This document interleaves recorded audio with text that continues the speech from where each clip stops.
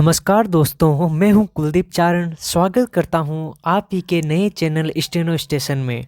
दोस्तों, आज मैं आपके लिए लेके आया हूं 60 शब्द प्रति मिनट की गति से हिंदी डिक्टेशन। तो चलिए शुरू करते हैं अपनी डिक्टेशन। डिक्टेशन स्टार्ट होगी 5 सेकंड बाद। स्टार्ट।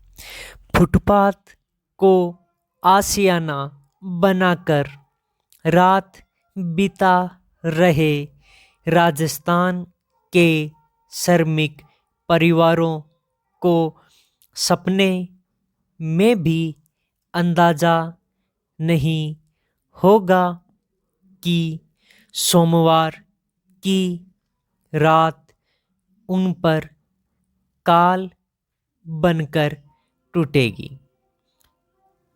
सूरत के समीप कीम मांडवी रोड पर बेकाबू डंपर ने फुटपाथ पर सो रहे 20 जनों को कुचल दिया, जिनमें 15 की मौत हो गई।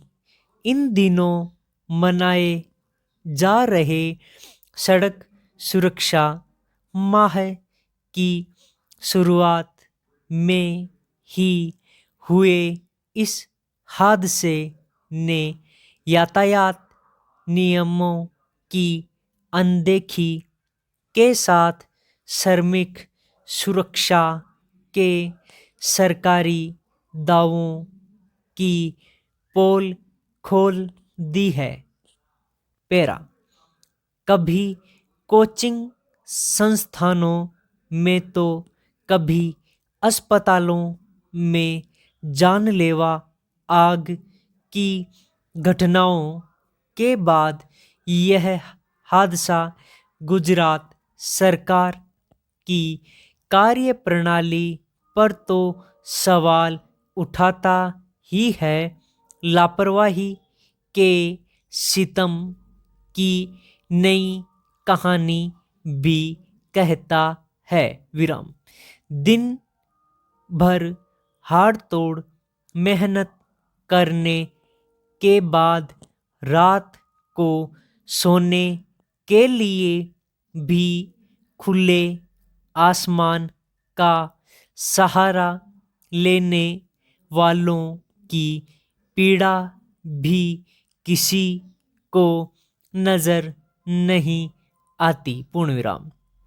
यह सवाल तो उठाया जा सकता है कि आखिर कोई भी सोने की जगह सड़कों के किनारे ही क्यों तलाशता है? प्रश्नवाचक चिन्ह।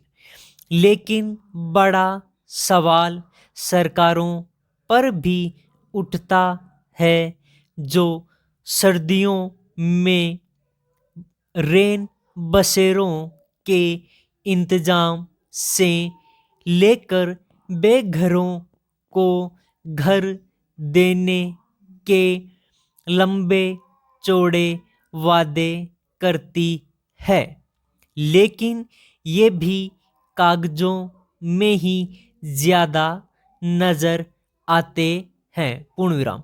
और अल्प विराम। रही बात सड़क सुरक्षा की, अल्प विराम, ऐसा लगता है कि हमारे हाईवे पर भारी वाहनों के रूप में दौड़ते इन चलते फिरते यमदूतों पर अंकुश नहीं लग पा रहा। पूर्ण विराम। न तो ऐसे वाहनों की फिटनेस की जांच होती है और न ही नशे में वाहन चलाने वालों के खिलाफ सख्ती। पूर्ण विराम। गुजरात जैसे शराबबंदी वाले प्रदेश में भी यदि डंपर हादसे का कारण चालक का नशे में होना सामने आता है, अल्पविराम, तो और भी चिंता होनी चाहिए, पूर्ण विराम। चिंता इस बात की भी कि मोटर व्हीकल एक्ट के सख्त प्रावधान के बावजूद हादसे कम नहीं हो रहे। स्टॉप। ये डिक्टेशन अपनी 60 शब्द प्रति मिनट से 5 मिनट के लिए थी।